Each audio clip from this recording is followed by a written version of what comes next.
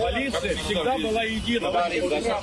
Мы все друг друга понимали, уважали и ценили. ეს კაცი, რომელიც ქართულ პოლიციელებთან ერთად ამაყად დგას და მათ მხარდაჭერას უცხადებს, ალექსეი ლობარევია. ის სოციალურ ქსელში საქართველოში აქციებზე გადაღებულ ფოტო-ვიდეო მასალას ავრცელებს და ამტკიცებს, რომ რუსეთის სამართალდამცავი ორგანოების პროფკავშირთა ასოციაციის ხელმძღვანელია. ინტერნეტში მისი გადამოწმების შემდეგ ვიგებთ, რომ ალექსეი ლობარევი ასევე აზიის ხალხების ასამბლეის გენერალური საბჭოს წევრია, რომლის დირექტორის მოადგილეც იგორ გიორგაძეა.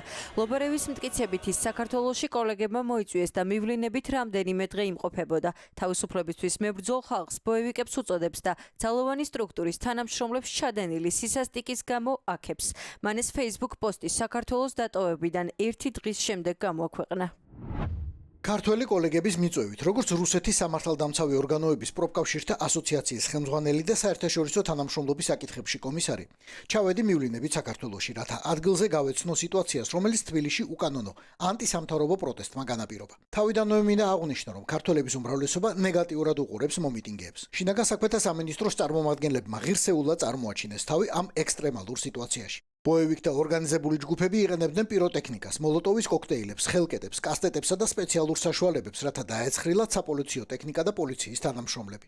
ამ დეზინფორმაციას პერიოდულად არალეგიტიმური ხელისუფლება და მათი სამთავრობო მედიებიც მისდევენ ხოლმე, მაგრამ ახლა მთავარი კითხვა, ვინ და რატომ ჩამოიყვანა ალექსეი ლობარევი საქართველოში? სანამ სუსიან შინაგან საქმეთა სამინისტრო ინფორმაციას დაადასტურებენ ან უარყოფენ, მანამდე სამხედრო სპეციალისტები გვიყვებიან, რომ ლობარევის მსგავსი ადამიანი კიდევ ბევრი შეიძლება იყოს ქვეყანაში. მათივე მტკიცებით ალექსეი დიდი ალბათობით საქართველოში ქართულმა მხარემ ჩამოიყვანა, რადგან ისეთი არასამთავრობო ორგანიზაცია, როგორც მას აქვს, საქართველოში არ არსებობს. რუსეთის დაზვერვა მოქმედებს ხშირ შემთხვევაში, ეხლა არის გააქტიურებული და არიან დაინტერესებული გაღვივება, რომ მოხდეს კონფლიქტის, უნდათ ერთგვარი წახალისება შინაგან საქმეთა სამინისტროს ოფიცრების და ეს არის ჰიბრიდული ომის ნაწილი. და არ არის გამორიცხული, რომ არა მარტო ეგრეთ წოდებული ეს ალექსეი იყოს და ბევრი სხვა ალექსეიც ჩამოსული იყოს. ამ ფაქტმა გამოაჩინა კიდევ ერთხელ, რომ საქართველო არის ღია მსგავსი ადამიანებისთვის. ქართული სპეცსამსახურები ფაქტობრივად არაფერს არ აკეთებენ.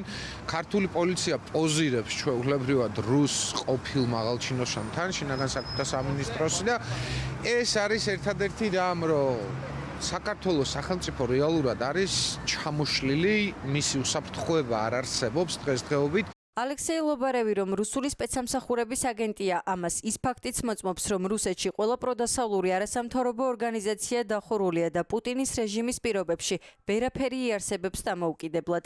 დღეს რუსეთში ყველა ორგანიზაცია მხოლოდ კგბ-სთან თუ ითანამშრომლებს. წინააღმდეგ შემთხვევაში მათ დაიჭერენ ან პუტინის რეპრესიებს ვერ გადაურჩებიან. ამ ფონის გათვალისწინებით კი ქართულ სამხედრო სპეციალისტებს მიაჩნიათ, რომ ალექსეი ლობარევი საქართველოში მოსკოვის მისიით იყო ჩამოსული. ისინი აწვევიან მაიდანის ტიპის რაღაც არეულობას ბელარუსული სცენარით. ეს არის ჩანაფიქრი კრემლის და ამაზე იყო ჩამოსული ეს ემისარი და ამაზე დაწერა, ასე ვთქვათ, მითითებები, აქ ხელმძღვანელ მხარეს, როგორც ჩანს, მიაწოდა ისინი, რა ქვია, მითითებები. ძალიან ნერვიულობს ფაშისტური რუსეთი, რომ მან ამ ფრონტზეც არ წააგოს, ვინაიდან რუსეთი აგებს ყველა ფრონტზე. მანამდე სანამ ეს ინფორმაცია საჯარო გახდებოდა, რუსეთის რეჟიმისა და რეპრესიების ქვეშ მყოფი ჟურნალისტები საკუთარ არხებზე ამტკიცებდნენ, რომ ბოლო 5 თვეა საქართველოში რუსი ინსტრუქტორები იმყოფებიან, რომლებიც ქართულ ძალოვან უწყებებს ამეცადინებენ, როგორ უნდა დაარბიონ დემონსტრანტები, რა მეთოდები არსებობს დაკავების დროს და როგორ უნდა ჩაახშონ ქუჩის პროტესტი. ერთ-ერთი ასეთი ჟურნალისტი ალექსანდრ ნევზოროვია, რომელსაც პუტინის რეჟიმი დევნის. ამ ინფორმაციას არ გამორიცხავენ ქვეყნის შიგნითაც. Грузины явно, конечно, не ожидали. ქართველები, რა თქმა უნდა, არ ელოდნენ, რომ მათი როგორც მათ მიაჩნდათ, მშობლიური პოლიცია ამხელა სისასტიკესა და სადიზმს გამოიჩენდა.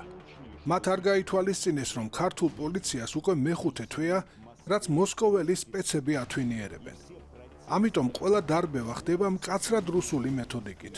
ფაქტს არალეგიტიმური ხელისუფლების წევრები არა, მაგრამ პროდასავლური პარტიის ლიდერები გამოეხმაურნენ. მათი მტკიცებით, ბიძინა ივანიშვილს სხვა გზა აღარ აქვს, რადგან ქუჩაში თავისუფალი დამოუკიდებლობის მოყვარული ხალხის ხმას ვეღარ ახშობს, რაც დიდი ალბათობით გახდა მიზეზი, რომ ინსტრუქტორები ოკუპანტი რუსეთიდან ჩამოიყვანათ.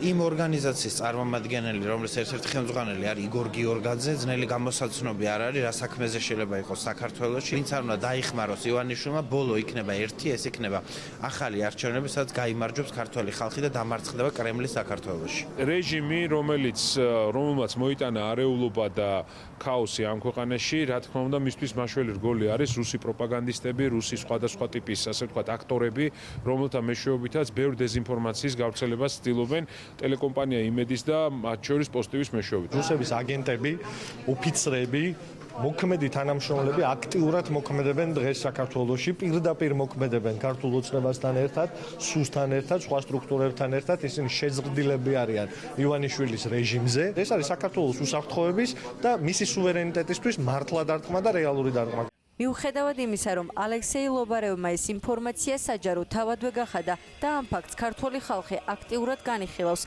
შესაბამისი უწყებები მაინც დუმილს ამჯობინებენ და საზოგადოებას არ აწვდიან ინფორმაციას, ნამდვილად თანამშრომლობენ თუ არა რუს აგენტებთან.